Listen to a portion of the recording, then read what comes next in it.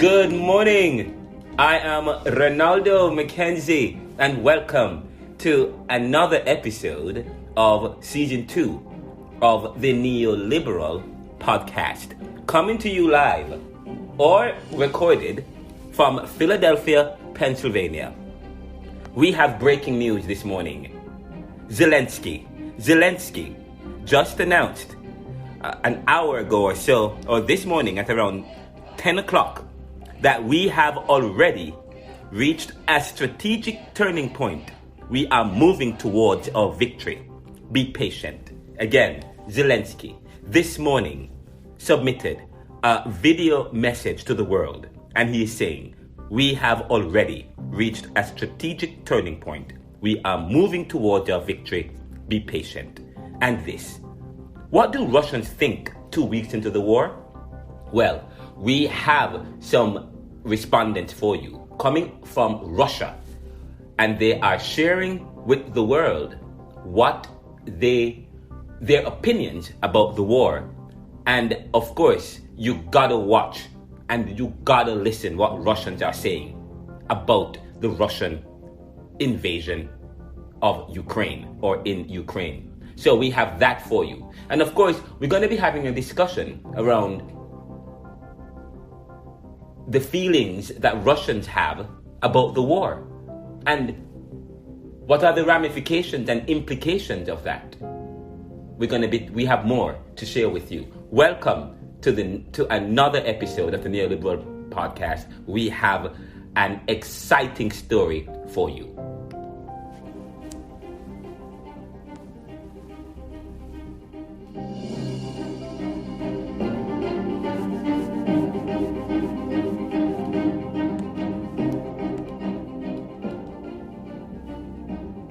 And now to the news. Вчетверо довше, ніж ворог планував вільної країни. Ми боремося за нашу свободу вже. President Zelenskyy submitted a report today. He said, we are at the 16th day of the war already. The 16th day of the war already. And he says this. 16-й день. Це вчетверо довше, ніж ворог планував на своє вторгнення. Вчетверо довше. Проти армії, яку вважали однією з найсильніших у світі. Яка сподівалася, що українці здадуться. Сподівалася, що хтось... He says, according to Zelenskyy, we are fighting one of the most powerful superpowers in the world. The Russians thought that Ukrainians would have surrendered already. Зустрічатиме з квітами російські прапори на Україні. He goes on to say in that video, which is available on our YouTube channel, Ronaldo Mackenzie, he goes on to say in the report, he says this, we have already reached a strategic turning point. We are moving towards our victory. Russia has suffered heavy losses and is now scrambling to get more men to join the fight against Ukraine. These are reservists and Syrian mercenaries and thugs. Further, he said that several new corridors were opened to continue evacuation of vulnerable civilians to safety. He also says that we cannot confirm that a no-fly zone has been implemented. Well, from the video and from news reports that we are getting, we cannot confirm that a no-fly zone has been implemented, except that Ukraine has greater capability to defend its skies, given the Stinger missiles, the Patriot missile defense systems that were received, and foreign intelligence support. So we know that the Ukrainians have received Stinger missiles, Patriot missiles, and just this morning, just a few minutes ago, we saw a video or data of a video where the U.S. Air Force today has drones circling and patrolling the Black Sea in the Ukraine-Russian-Polish region, close to in Eastern Europe. We know today at this point. Not only that, we also know that yesterday, Ukrainians took out several convoys of Russian military equipment and security personnel who had a convoy that was right at the entrance of Kyiv and was entering the city. But we know yesterday that they fired on the Russian convoy, dispersing them. Okay, so right now we know that there's fierce fighting. The Russians and Putin do not want to lose, and they want to save face, and there is fierce battling going on. The Ukrainians are not giving up. And today, President Zelenskyy is telling his people that, and he's telling them to hold on. He's telling them, be patient. He's telling them, do not give up. Hold on just a little bit longer. We will win. And in fact, I just got a report today from another news source, WHYY, who was interviewing one of the members of the Pentagon committee. And according to the Pentagon and to U.S. officials, the Russian army, those who are fighting on the ground, they are demoralized, they are exhausted, and they are tired. And we already said that many of these men who are fighting in the Russian army, many of them are young and inexperienced. Several operatives and even senior and low-level operatives were taken out by the Ukrainians. And today we're getting reports from President Zelenskyy that Russia is now scrambling to enlist reservists and mercenaries, Syrian mercenaries, who are willing to fight with Putin against Russia. But we know from the evidence of the ground on what's going on the ground, that Ukrainians are still in a very good position. The Ukrainians are still in a very good position, and it is day 16, and they are still holding. They are still holding onto Ukraine. They're still holding onto their country. So that's news coming in, and you can actually visit ronaldocmckenzie.blogspot.com to see some more discussions surrounding this issue. And there's a discussion group going on right now about this posting that we have on our Reddit page. There is a discussion right now going on. In fact, one person commented on this particular one comment regarding this particular issue says, Russia, and I quote, Russia get the dregs of the Middle East and has to pay mercenaries like the Nazi Wagner Group and Syrian mercenaries, but the Ukrainians get one of the best snipers in the world from Canada for free, and a whole legion of expert Western trained, highly skilled ex-military personnel to join the international legion. Now Putin has to pay Zelenskyy.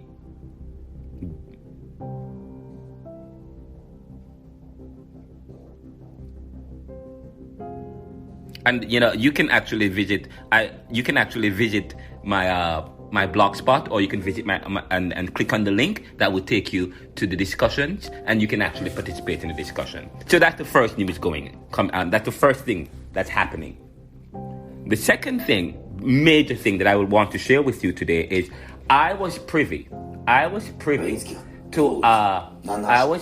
to a video today, to a video which I posted on YouTube. And you can access this video on our social media feeds.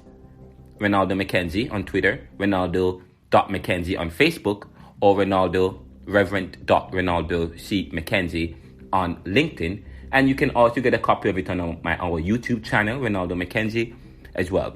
Now, just so you know, and it's also, there's a fierce discussion going on about this on Reddit as well.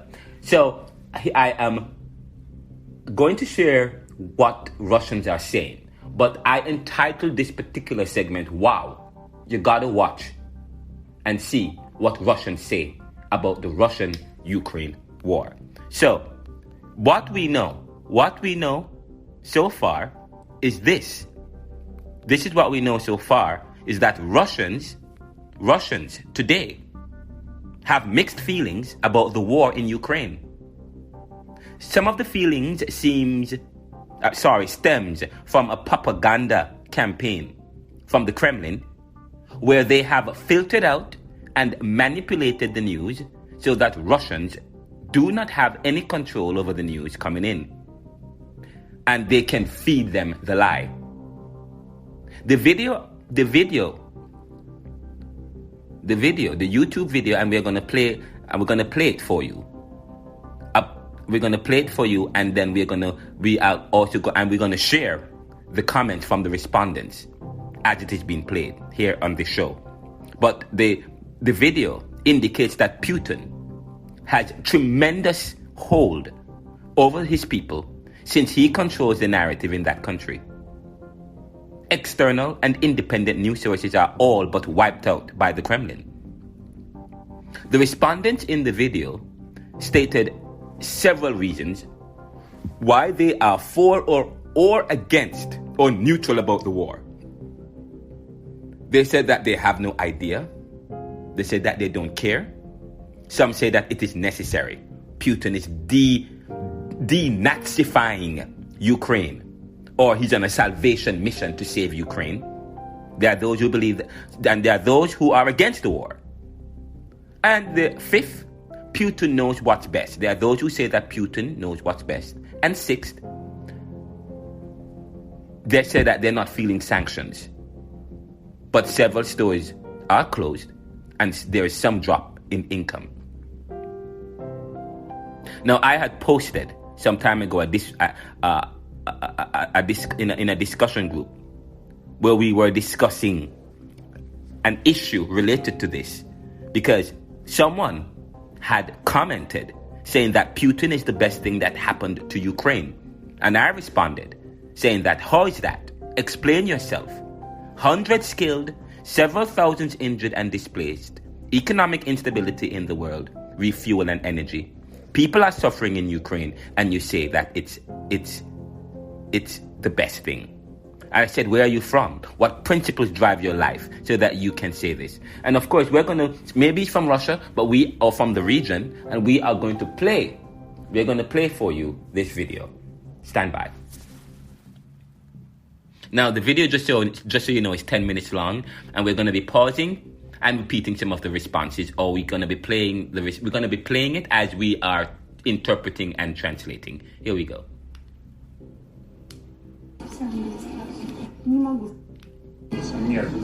So the question to the video has an interviewer who asked the question, are you feeling the sanctions? Are you feeling the sanctions? That's the first question that was put to the respondents in this video. One person said, no, I haven't felt it at all. So far, no. Not yet. But I think it's really close. I can say it significantly touched me. Yeah. Somebody said, yeah, how exactly? Well, I don't know. Not really. Not in any way. Well, I work with foreign partners.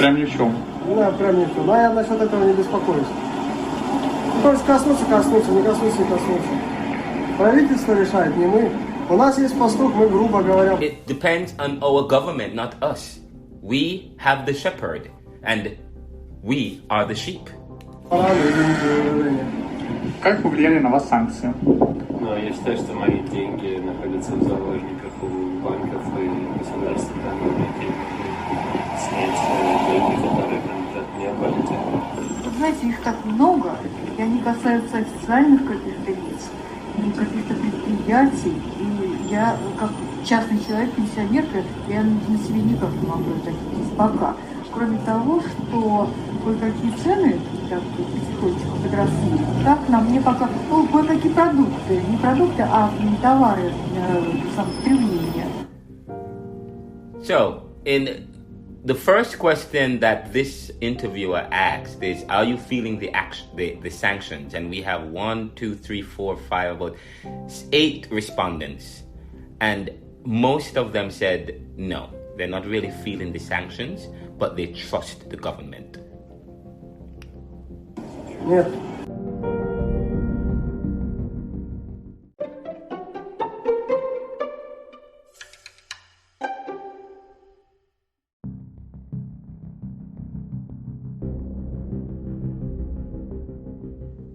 Welcome back to the show, to the Neoliberal Round, and we are discussing and exploring Russians' mood and feelings towards the Russian-Ukraine war.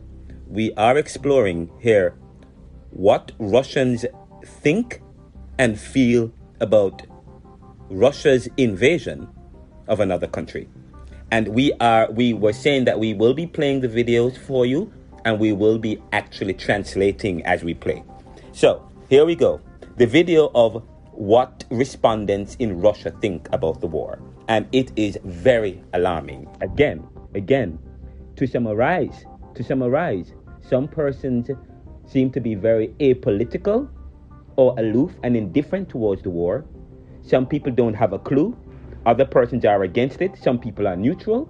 Some people think that Putin is on a world-saving mission or a saving mission to denazify Ukraine of Nazis, or to save those people who live in the pro-Russian area of Ukraine, or where separatists live, and they believe that they are going into Ukraine to save those people, especially Mariupol, which is part of the Donetsk region, and also Luhansk region. Those two regions, they are coming under heavy attack,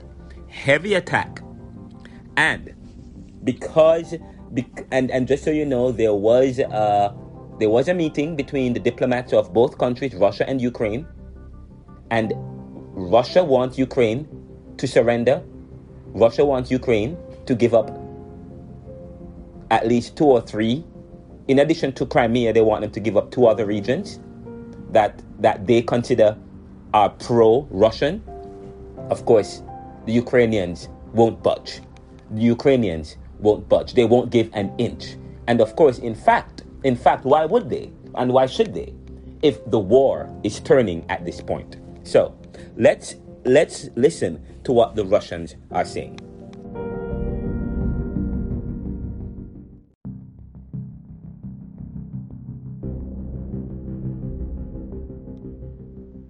The interviewer asked, have you felt the sanctions? Response. Нет, да, они не коснулись никак. Пока что нет.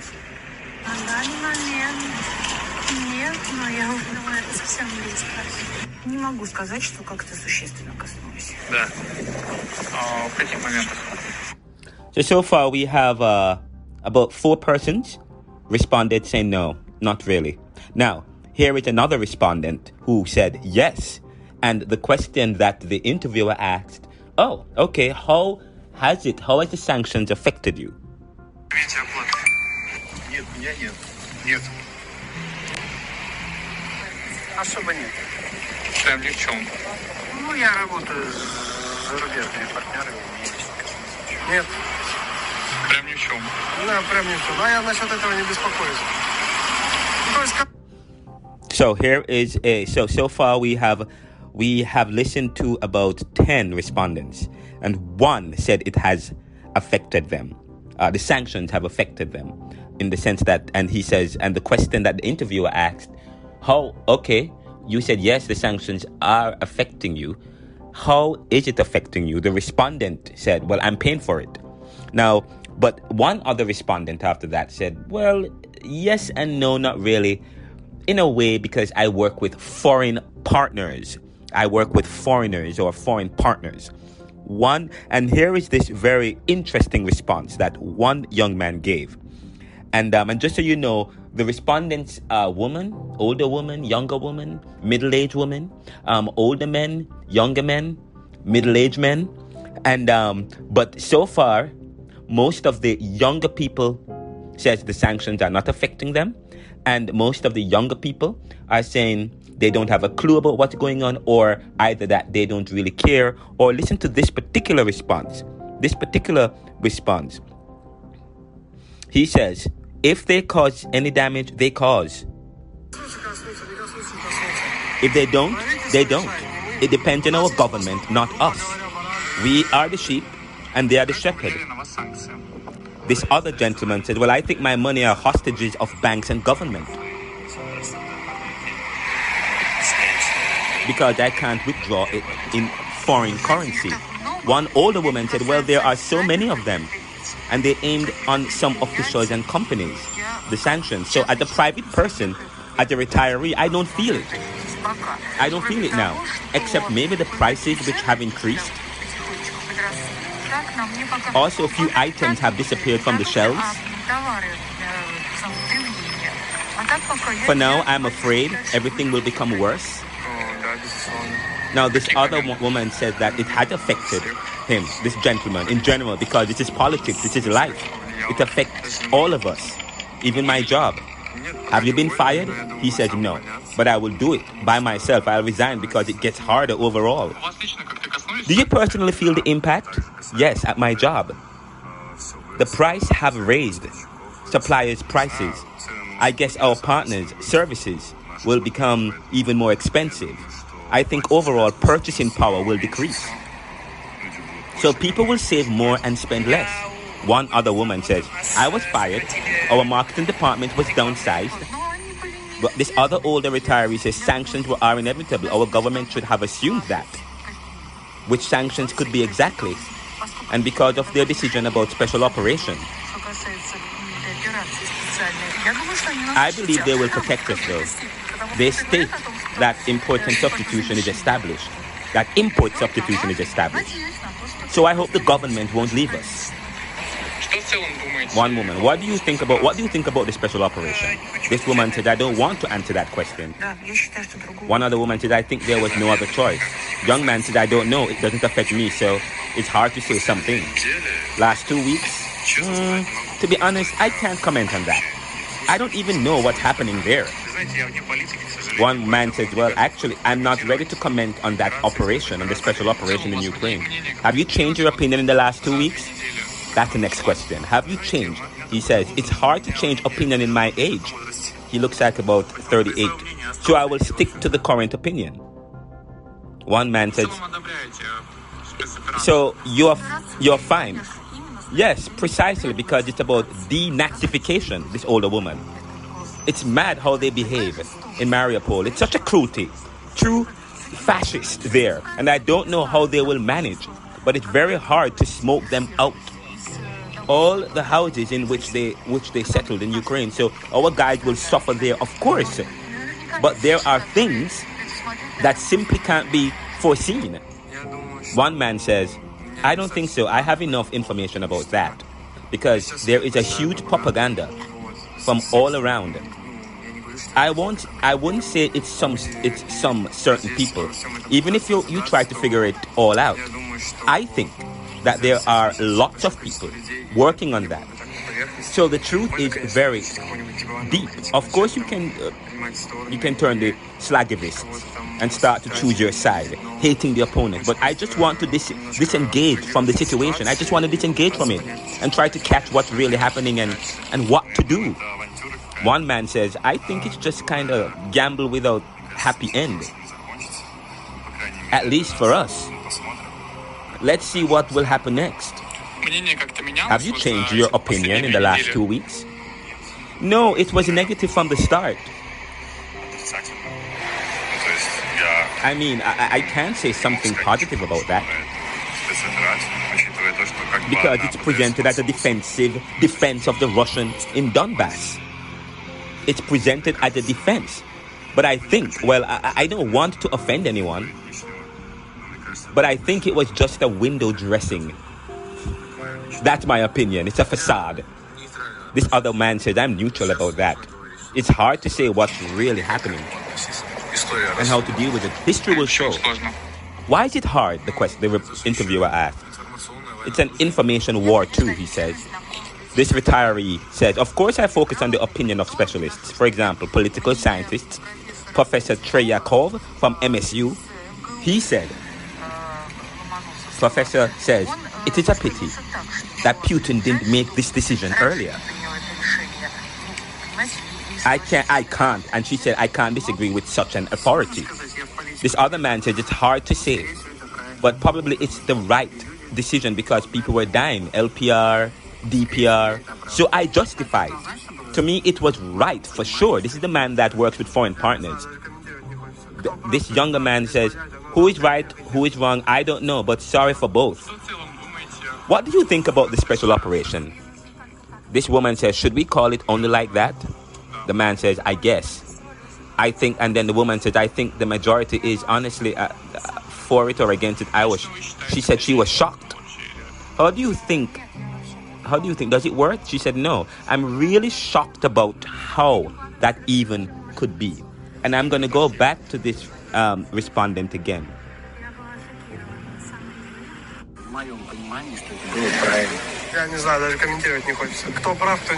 This gentleman said he does not want to comment on the what do you think about the special operation? Should we call it only like that? The woman responded. I guess, yeah. And she responded, I think the majority is against. And honestly, I was shocked about that. So she said, a majority is against. Majority is against. How do you think? Does it work? No, I'm really shocked about how that even could be. What will happen to Russia? I want everyone to stay okay and alive. That's the main prognosis, according to one respondent. One other guy said, the bright future, I hope, as always. One other man says, economic crisis divided into very rich and very poor. Or the change of regime of Vladimir Putin. How do you think what awaits Russia in the future? Response. Once again, basing our specialists' opinion, or from our specialists' opinion, this retiree says we won't get out of it soon. It will be hard. But Russia has overcome so many bad things. Our country will fight and overcome, probably not so fast. But the balance will come into our economic life. One man said, it's hard to say. I mean, I'm not a politician or an analyst to make any predictions. Everything could be. Anything could happen. But I think it will be really sad. One man says default, deficit, unemployment. Another man says it's hard to say. Prosperity and peace, I hope.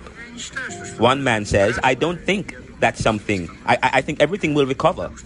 Russia is a great country. Everything is going to be, and lots of things in the world depend on our minerals and joint projects. How do you think what awaits Russia in the future? One young man says, can I swear? This will be effed up. Well, what did it lead to? Prices, dollar, brand shops are closed, bake shop, H&M. People were left without work, albeit with they used to get $800, now they get $100. I know that because my friends aren't working anymore. So just think about it a bit. Let me respond. Let me go back to that respondent again. Let me go back because this is telling from this young man.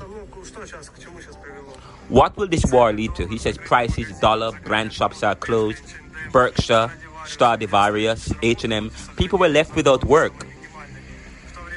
They used to get $800, now they get $100. I know that because my friends are working there. So just think a bit. And all in all, nothing good. All in all. Have you changed your mind since the special operation started? No, I guess I'm neutral about it, and I try to go deeper inside that. There is nothing for us there in politics. All the decisions are there from above. One woman said, I think we're on the verge of default. I think it will happen. And it will be way worse, as lots of people could imagine. I'm talking to people, and they're like, don't even close to the understanding of how bad everything could be. I mean, people think that there will be only closed foreign brand shops and that's it. We won't have Coca-Cola, and that's already dramatic. I can't even imagine what will happen. There will be only a couple of products on the shelves. I think that's not something mysterious, just concerns in the news. I think that it's not something mysterious. I really hope, one woman says, that Russia will stop being dependent on Western countries, on the US, Western money, Western suppliers. And I hope that the economic growth will be very soon. One young man says, we'll see. What else can I say? One man says, what awaits Russia in the future? If I were to ask that, I hope it will be bright. That's some of the responses coming out of Russia. On the streets, on the ground in Russia. People are saying either that they don't care about it, especially the older people believe that it is for the good, and in fact, a lot of the older and retirees and older people and professionals are saying that they believe that Russia will be okay, Russia will come out of it, and they want Russia. Both women and men, both men and women who are older, are hoping that that Russia will come out, and that we stop, and that Russia stop depending on Western products and goods, and so depending on the West, and they develop more independence in some. But in this 21st century, I don't know if this is possible. Okay, everybody is so interconnected. We are so interconnected, from capitalist countries to communist countries, from liberals to progressives and conservatives. Everyone is connected. As much as we have different ideologies and principles, we are all connected. The Chinese have business with America. As much as Americans, are against communism and preach against China, they are in bed with China. And because of that, decisions are difficult to make. And here we are, that the Russians, but just so you know, if we were to split these respondents into groups, as I said, the more mature or older respondents, or professionals or retirees. In fact, one gentleman worked with foreigners, and he believes that that Russia and Putin is right to invade Ukraine. And he is right, because Ukraine, according to many Russians, and this is the news that they are getting from their government. So a lot of the older Russians are listening to the government, to the scientists and the while the younger people and the middle-aged people, both men and women, are concerned about their inability to know where to go into H&M and get some of the brands. Their inability to drink Coca-Cola. They are concerned about that. One young man says he was getting $800, now he's only getting $100. He and his friends. So there are real concerns, and there are concerns among the Russians that the country will default. The younger Russians and those in the middle age. But the older Russians believe that this is right and that Russia will win and they will come out of this unscathed. But many of them, and some of them you could tell they were a bit hesitant to comment. They're hesitant to comment and to make comments about the special operation. But what they say, and one person said that, well, I don't care, because I don't really care. I don't really know much. I am just a sheep and they're the shepherd. We just lead by example. Now, we just follow and they take the lead. Now, that's dangerous. Now, I wanted to have a discussion. So there are people in Russia, and just so you know, there are people, and I engage a lot with international people from Russia, Ukraine, all over the world. And what I am hearing is that many people believe in the propaganda, that Putin is selling, that Nazis live in Ukraine, yes, and not only that Nazis live in Ukraine, but many people believe that there are pro-Russian communities in Ukraine, and that Putin is trying to save them or rescue them from Ukraine. So we know that is part of the That's part of the lie that is being fed. Well, it's not a lie that they are separatists inside in a small number of separatists. Okay, but at the same time, but to say that there are Nazis living in Ukraine, we haven't heard of any humanitarian crisis in Ukraine before now, other than Russia invading this country and killing civilians and so on and so forth. We have not heard of anything of the sort, unless we are blinded by what Eastern news we hear in the West. But what is important is that when people, it's this point, when people are apolitical, when people are disinterested in their government and their leaders, this is what happens. When people are disinterested and aloof to decisions that the government are making, then the government now can go into other countries and create havoc in the world. And who is responsible at the end of the day? Is it the country? Because what are people saying? People don't talk about Putin, they talk about Russia. Russians are evil. People don't talk about Hitler only. People say Nazis and that, okay? So you are allowing your leaders, if you don't push back against your leaders, if you don't challenge your leaders and your government, this is what will happen. Okay? You will believe the lie. When people are not involved in their government, when people are not involved in the decision making of their country, then it's easy for your government to commit abuses in the world.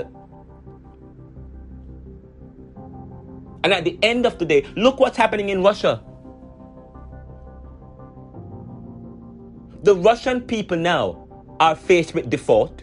The Russian people now are faced with falling incomes and wages. The Russian people now are going to suffer significantly because of their leaders. And not only that, but because of ignorance, some of them, okay? Or because people are indifferent. Because Russians sit there and allow their government to control the narrative. Allow their government to get away with robbery. Allow their government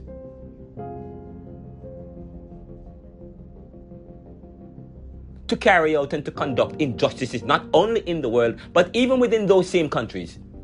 One man says, well, it's above us.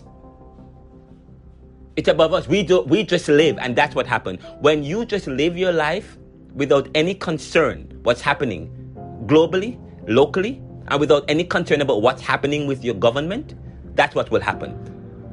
They will create problems in the world for others, which ultimately will come back to affect you. Germans, for many years, were affected by Hitler's crimes. Yes? And countries, say for example China, it is not clear that all Chinese people are communists. It is not clear that all Chinese have certain goals of world domination in the world. It is not clear that all North Koreans. But what we know is that their leaders are going around the world creating problems, and as a result, now all the Chinese, if you are Chinese, then there is an opinion formulated about you.